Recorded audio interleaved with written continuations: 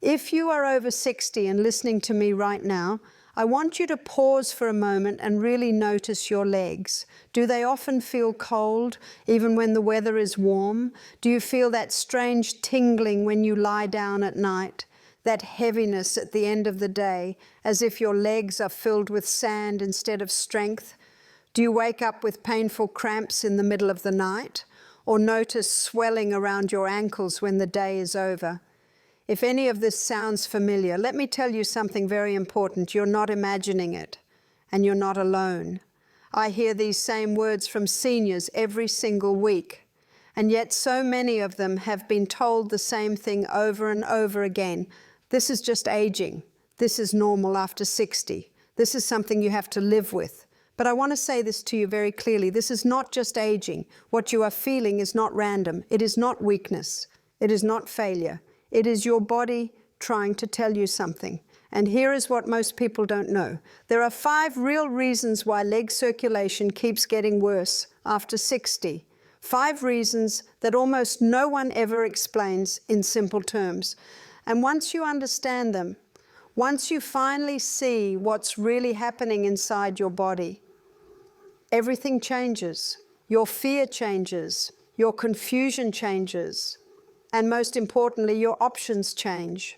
Because when circulation improves, life feels different. You walk with more confidence, not fear. You sleep without being woken by cramps. You feel warmth returning to your legs instead of constant cold. So stay with me. We are not going to rush. We are not going to overwhelm you. We are going to listen to what your body has been trying to say all along. And it starts right now. Before we go any further, I want to gently change the way you think about what is happening in your legs. Because most seniors are taught to see poor circulation as a diagnosis, a condition, a label, something that suddenly appears and then slowly gets worse. But that is not the truth. Poor circulation is not a disease by itself. It is a signal. It is your body raising its hand and saying something is out of balance and I need support.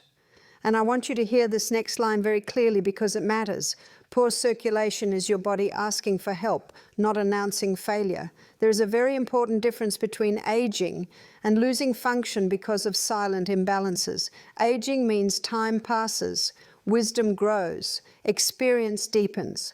But loss of function happens when small systems inside the body stop working together the way they should. Circulation does not suddenly disappear one day. It weakens slowly, quietly, often without explanation.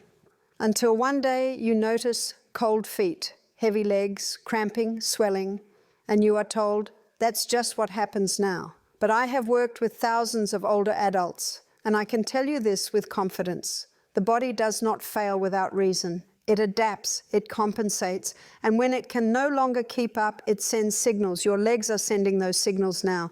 And once you learn how to listen, once you understand why those signals are appearing, you stop feeling confused, you stop feeling helpless, because clarity replaces fear.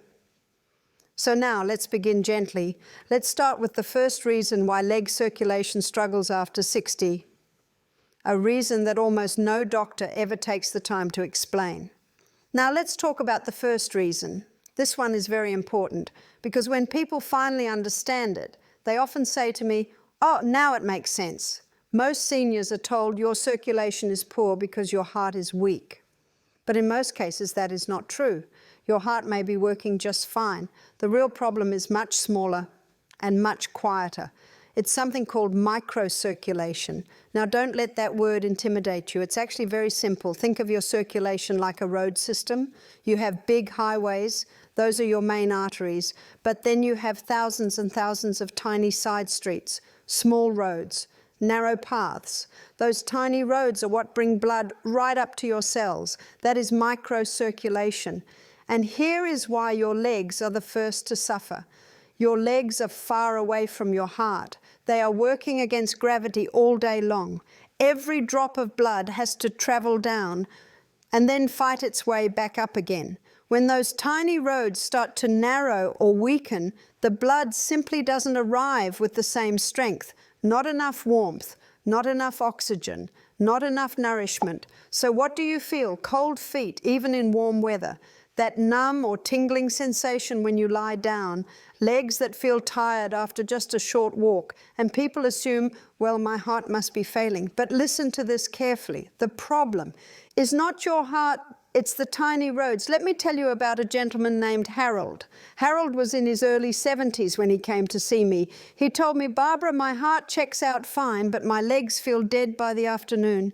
He could walk, but not far. His feet were always cold. At night, his legs would throb and ache. Doctors told him there was nothing more to do. Just keep walking, they said. But when we looked at his symptoms, it was clear. His large vessels were open, his heart was strong, but his microcirculation was starving. The blood was moving, just not reaching the places that needed it most. Once he understood that, something shifted. He stopped blaming his heart. He stopped blaming his age. And that understanding opened the door to real improvement. Because when you support those tiny roads, when you help them open again, warmth returns, sensation improves, strength slowly comes back. This is why microcirculation matters so much. And this is only the first piece of the puzzle, because even if the roads are open, there are other silent factors that can still block circulation. Now let me share the second reason. This one surprises many people. And at the same time, it brings a lot of relief, because it removes blame. When I say this next phrase, I want you to really hear it. Your blood is not broken, it is thirsty. Many seniors don't realize that circulation problems often have nothing to do with blocked arteries and everything to do with blood that has become too thick to move easily.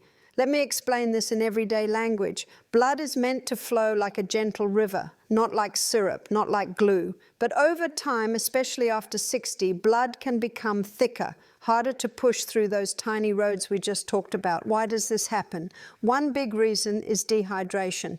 As we age, our sense of thirst becomes weaker. We simply don't feel thirsty the way we used to, so we drink less, even when the body needs more. Another reason is sugar.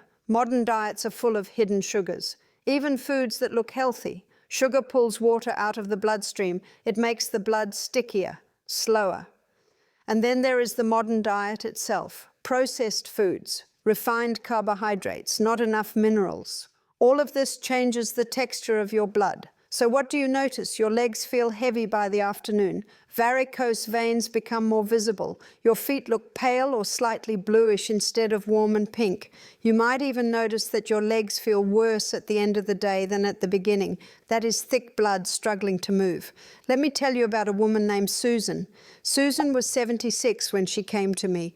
She told me, Barbara, my legs feel like concrete by 5 o'clock. She had varicose veins, swelling, and constant heaviness. Doctors told her it was just poor circulation and aging. But when we looked at her daily habits, one thing stood out. She barely drank water. She didn't like the taste. She didn't feel thirsty. Instead, she drank tea, juice, and a little soda. Once she began gently increasing her water intake and reducing sugar, something remarkable happened. Within weeks, her legs felt lighter. The swelling eased, her skin color improved, and she looked at me and said, I thought my blood was the problem. And I smiled and said, no, Susan, your blood isn't broken, it's thirsty. This is such an important shift in understanding, because when blood flows easily, circulation improves naturally. But thick blood is only one part of the picture. Even if your blood becomes lighter and smoother, there is another major reason circulation struggles after 60, and it has everything to do with movement. Now we come to the third reason, and this one is deeply misunderstood. Your legs are not just meant to carry you from place to place, they are meant to pump blood. Every time your leg muscles contract, they squeeze the veins and push blood back toward the heart. This is your body's natural pumping system. And when this pump weakens, circulation suffers. Here is where many seniors get confused. They are told, just walk more. So they walk, they do their best. But walking alone, especially at a slow and gentle pace, often isn't enough anymore. Modern life has changed how we move. We sit more, we move less. And when we do move, we repeat the same small motions over and over. This means large muscle groups stop activating fully. The pump becomes weak. So what happens? Blood begins to pool in the legs. Swelling appears around the ankles. At night, muscles cramp because circulation slows even more when you lie down. And many seniors wake up with painful leg cramps, wondering what they did wrong. Let me share a story with you. A woman named Patricia came to me in her late 60s. She was proud of herself because she walked every day. Yet every night her calves would cramp so badly that she would cry out in pain. She said, "Barbara, I'm doing everything they tell me to do." But when we looked closer, her legs were moving, but they were not working. Once we introduced the right kind of movement, something changed. Her swelling reduced. The cramps stopped waking her at night, and she felt steadier on her feet. That is when she finally understood. Walking is movement, but not all movement activates the pump. This is why I always say movement is medicine, but only the right kind. Your legs don't just need motion. They need engagement. They need to squeeze, release, and squeeze again. And when they do, circulation improves. But there is another silent thief that can block circulation even when blood flows and muscles move. And that brings us to the fourth reason. This one is quieter than the others, more subtle, but incredibly powerful. It's something I call silent inflammation. Most people think inflammation only means redness or swelling you can see, but the most damaging inflammation is the kind you don't feel clearly at first. It's like background noise, always there, always humming. This low-level inflammation irritates the lining of your blood vessels. It stiffens them, narrows them, and at the same time it irritates the tiny nerves in your legs. That's why circulation problems often come with strange sensations, a burning feeling, pins and needles, that deep ache that has no clear reason. Many seniors tell me, "Barbara, my legs don't just feel weak, they feel uncomfortable." That discomfort is not imaginary. Inflammation interferes with how nerves communicate. Signals get distorted, and when nerves misfire, muscles don't contract properly, the pump weakens, blood slows. This is how inflammation quietly steals circulation, long before it steals strength. Let me tell you about a man named Thomas. Thomas was 72 when he came to me. He said, "My legs burn at night, not pain exactly, but heat and discomfort." Doctors couldn't find anything wrong, but when we looked at his lifestyle, inflammation was everywhere. Highly processed foods, little rest, constant low-grade stress. Once he addressed inflammation, something remarkable happened. The burning eased, the tingling faded, his legs felt calmer. And with that calm, circulation improved because inflammation doesn't just affect blood vessels, it affects communication. And when communication breaks down, flow breaks down too. That's why I want you to remember this line. Inflammation steals circulation before it steals strength. And here is the hopeful part. Inflammation is not destiny. It responds quickly when the body feels supported. But even when inflammation lowers, there is one final factor that can undo all progress if it is ignored. And that is what many people do every single night. Let's talk about the fifth reason, and this one is difficult to hear. Not because it is complicated, but because it is very close to home. What you do at night quietly decides how your legs will feel the next day. Most people think circulation problems build during the day, but the truth is the night sets the stage. Your body does its deepest repair while you sleep. Blood vessels relax. Inflammation is supposed to calm. Tissues recover. But certain nighttime habits interrupt this process completely. Let's talk about them gently. The first one is sugar. Desserts, sweet snacks, sugary drinks disguised as healthy. Sugar causes inflammation. It thickens the blood and it disrupts deep sleep. So instead of repairing, the body spends the night managing damage. The second habit is alcohol. Many seniors tell me it helps me relax, but alcohol dilates blood vessels briefly, then constricts them later in the night. It dehydrates the blood, it fragments sleep, and it worsens night inflammation. The third habit is heavy evening meals. Large dinners force the body to focus on digestion instead of repair. Blood is pulled toward the stomach and away from the legs. so circulation suffers. And the fourth habit is total stillness, sitting for hours in the evening, then lying down without any gentle movement. This allows blood to pool in the legs. The pump shuts down. And when you wake up, your legs feel stiff, cold, and heavy. This is why so many seniors wake up thinking, my circulation is getting worse, when in reality, the night never allowed recovery to happen. I want you to remember this line because it is very powerful. Night habits decide morning legs. And here is the most important part. This is not about blame. This is about awareness. Because when you understand how powerful the night is, you stop fighting your body and start working with it. And once you do that, circulation doesn't just stop getting worse, it begins to move forward again. Now let me show you what that improvement actually looks like over time. Let's talk about the real cycle of circulation recovery. Now I want to talk to you about something very important, what real improvement actually looks like, because I never want you to expect miracles overnight and then feel discouraged when they don't happen. Circulation does not change in one dramatic moment. It changes in layers. In the first week, most people notice something subtle. Their legs feel a little lighter in the evening. That deep heaviness is not as intense. Swelling goes down faster after resting. Nothing dramatic, but noticeable. Then during the second and third weeks, warmth begins to return. Feet don't feel as cold. Legs feel more alive. Night cramps become less frequent. People often tell me, Barbara, my legs feel different in a good way. And then, around the first month, something even more important happens. Confidence returns. Walking feels safer. Standing feels steadier. Fear of falling begins to loosen its grip. And this is what I want you to remember. This is not magic. It is accumulative.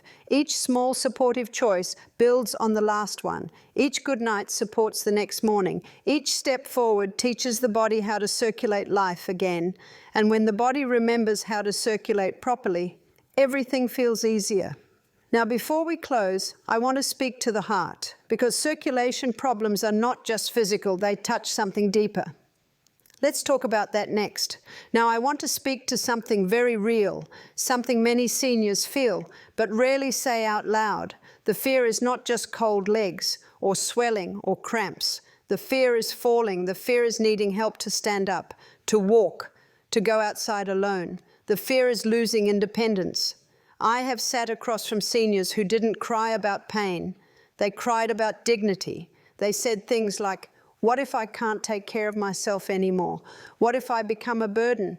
What if one fall changes everything? And I want you to hear this from me very clearly. Your legs haven't given up on you. They are not betraying you. They are asking for understanding. Your body is not trying to take freedom away from you. It is trying to protect you the only way it knows how. And when you listen instead of fighting, when you support instead of blaming, strength returns in quiet ways. Confidence grows again. Balance improves. Fear loosens its grip. You are still capable. You are still worthy of independence. You still deserve to move through the world with confidence. And your body remembers how to do that. And now before we part, I want to say this gently. If anything we talked about today spoke to you, if you felt seen, if you felt understood, you are not alone. There is a whole community of seniors walking this path with you. So I invite you, softly, to like this video so others can find it. Share it with someone who might need to hear these words, and subscribe if you want to keep learning how to support your body naturally as you age. And I'll leave you with this final thought. Your body still knows how to circulate life. It hasn't forgotten. It's simply waiting for you to listen, take care of yourself, and keep moving forward with confidence.